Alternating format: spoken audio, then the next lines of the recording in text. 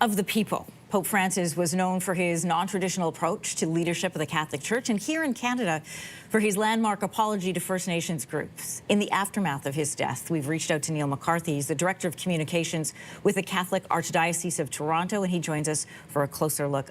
Neil, good morning. First of all, I'm curious, how did you learn of the news, and what were your first thoughts this morning when you learned that His Holiness had died?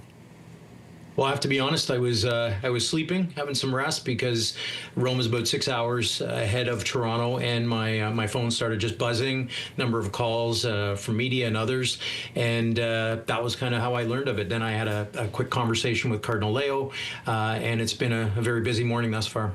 I can imagine. So in your role, have you met the Pope? Were you able to travel with the Pope? And if so, can you share with us some of your personal thoughts?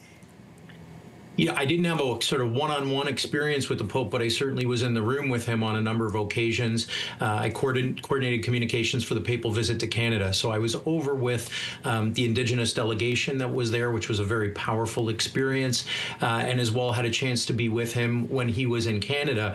And certainly memories that I'll treasure. I was in the square on March 13th, 2013, when he came out on the balcony after the conclave that elected him. So yeah, some very powerful memories that I will certainly treasure for years to come. Yeah, you know, this was one of the things about this Pope, is he was known for his travel, his desire to be with people around the world, with the faithful. And part of that travel was here to Canada. So can you let us share with us some of the impact he had on this country?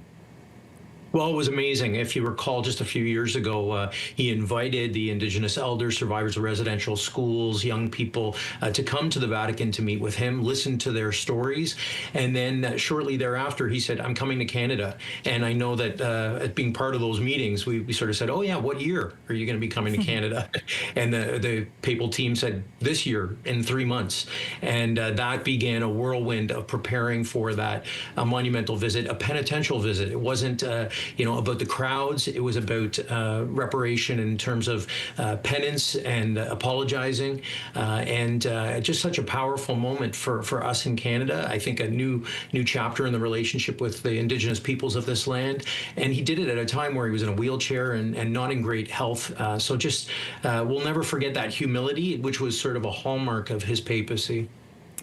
Let's talk about his health for a moment. We know he had that 5-week stint in hospital. He had struggled with breathing, with respiratory issues.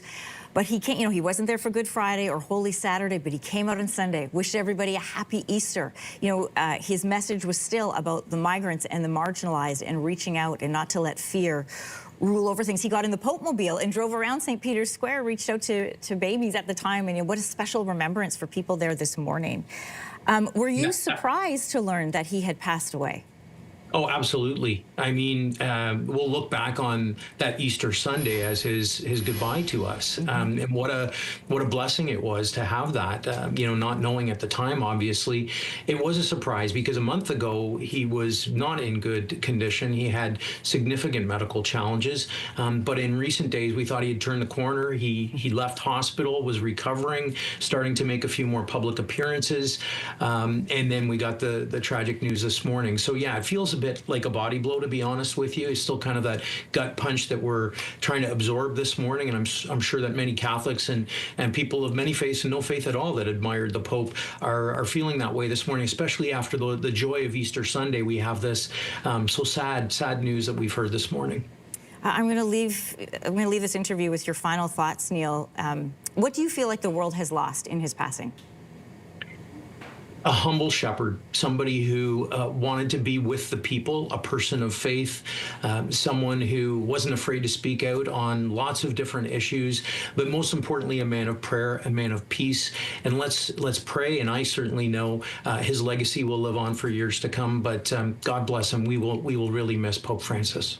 Neil McCarthy, thank you for your joining us this morning, for your remembrances, your observation on this Pope. I appreciate your time this morning. Thank you. Thank you. If you like that video, make sure to subscribe to the Your Morning YouTube feed, where you can find all kinds of new content posted every weekday morning.